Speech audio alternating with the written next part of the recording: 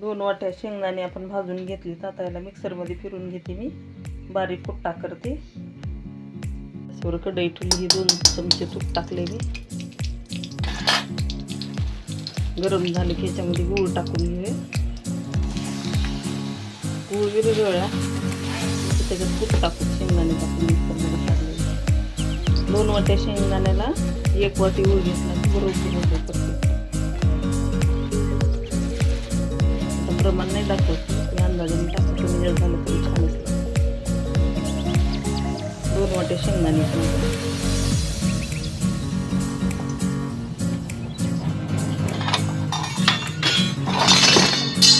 इलायची पावडर टाकूत आपण.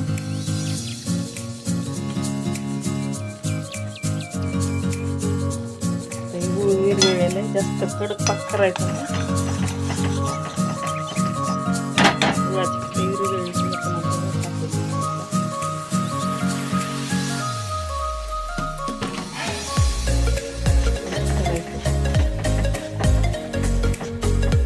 गॅस बंद करून घेऊ.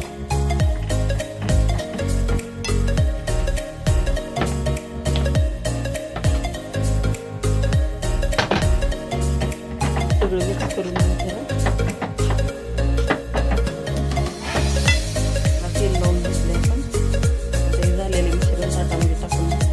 ते बघा आता आपले झालेले मिश्रण ताटामध्ये थंड झाले. कच्चे काढू आपण त्याचं. उपासाची वडी शेंगदाणे तयार झालेली बघा. किती खुसखुस झालेली. मी तोडून दाखवते तुम्हाला. बघा म्हाताऱ्या माणसाला, दात नसणाऱ्याला वगैरे, लहान लेकरांना छान आहे. एकाच हाताने तोडायची. करून बघा.